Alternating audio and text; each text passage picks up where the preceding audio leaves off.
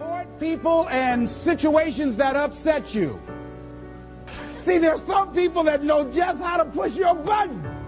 They know just what to say. But I'm not going to expend any energy arguing with anybody. Life is too short, ladies and gentlemen, and unpredictable. I don't want to spend my time arguing with anybody, so I avoid situations that will get me upset. I don't argue with people. Draw the line, ladies and gentlemen. There are certain things that we just go through life just taking, and at some point, you just got to draw the line and just say enough is enough. You got to do that with yourself. One negative stroke is 16 times more powerful than a positive stroke.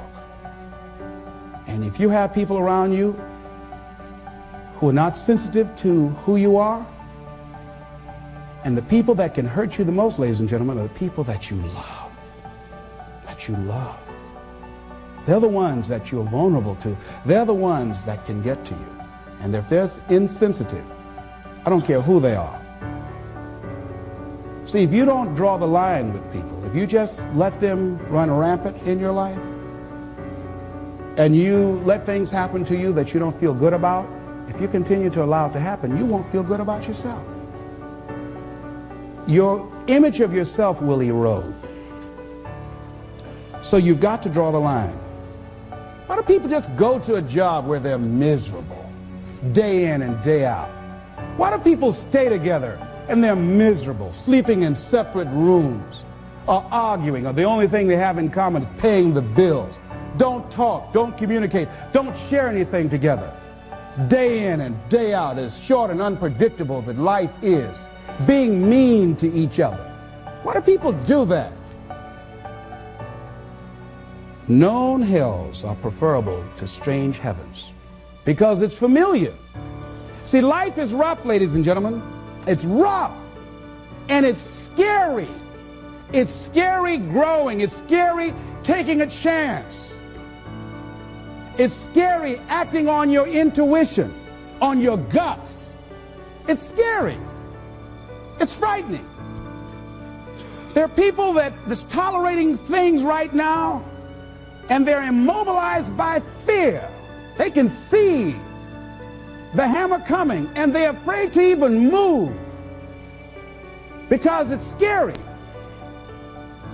To go against the dominant thinking of your family, friends, and those people you associate with every day is perhaps the most difficult act of courage you will ever perform.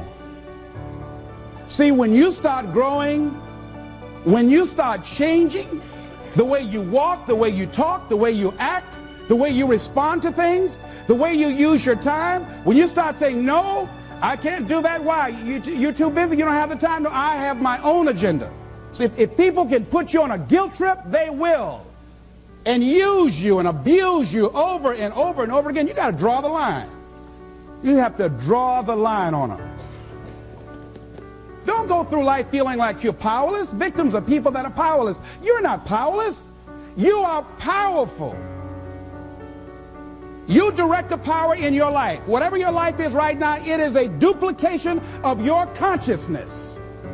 It's a result of how you have decided to use your power. That's all it is. That's not who you are. That's just a perverted use of your power that you aren't satisfied with. And you've got the power to change that. Wherever you are, how, I don't know. But I know you've got the power to do that. But you don't know what has happened to me. It really doesn't matter what has happened to you. See, the only thing that really matters is what are you going to do about it? That's all that matters. That's all that matters. You can allow it to destroy you, or you can allow it to build you up. We never get to a level where we feel that there's nothing else for us to do, that we've achieved certain number of goals and we figure that we're through. No. You don't want to stay there and celebrate too long like a lot of people do. When they do something they consider outstanding, they go around talking about what they used to do. See, let me tell you, I used to do this and I used to do that. Excuse me, used to be's don't make no honey. What are you doing now? You're still here breathing. That means you've got some more to give. Doesn't matter how old you are, doesn't matter about where you are, doesn't matter about what you have, doesn't matter about what you've done. Life is about growing. It's about being productive. It's about stretching. It's about challenging yourself. So you start looking around and decide, hey, what else do I want to do? What got me here? It's a time for celebration, but also a time for reflection. What got me here? What worked? What did not work? What do I need to do to repeat so that I can get the same kind of results in other areas of my life? If the goal is to improve my health, if the goal is to improve my relationship, if the goal is to improve my income, if the goal is to improve something in society, what is it I need to do? Now, don't get confused with what you do with who you are. Don't trip. Don't go on some type of ego trip, talking about how bad you are. None of us do anything by ourselves. Develop an appreciation for external support as well as good fortune, because all of those things play a role. The other thing is, don't go overboard celebrating. You must meet with triumph and disaster and treat those two imposters just the same. You look at it, hey, I did it. I feel good about that. Now you're moving on to the next thing. Things did not work out the way you wanted them to work out. You didn't produce the results you wanted to produce. Hey, miss that. Win some, you lose some. Next, moving right on. Don't confuse who you are with what you do. And make your mind fertile ground for the seeds of opportunity. Think, if you want to experience a sense of fulfillment, you've got to have an open mind so that ideas can come in there and take root and grow. So part of beginning to have fertile ground, you got to break that ground up. You got to break up that hard crust. Because if you don't, seeds will fall there and the wind can blow them away, the winds of doubt. When you're set in your mind and you refuse to grow and you're not open to new ideas, new methods, new ways of doing things, if your mind is already fixed, you become stagnant. You can't grow. You can't have a sense of fulfillment. You become extremely cynical and negative about everything. You know it all. So you want to begin to look at life and have a sense of curiosity, not know it all.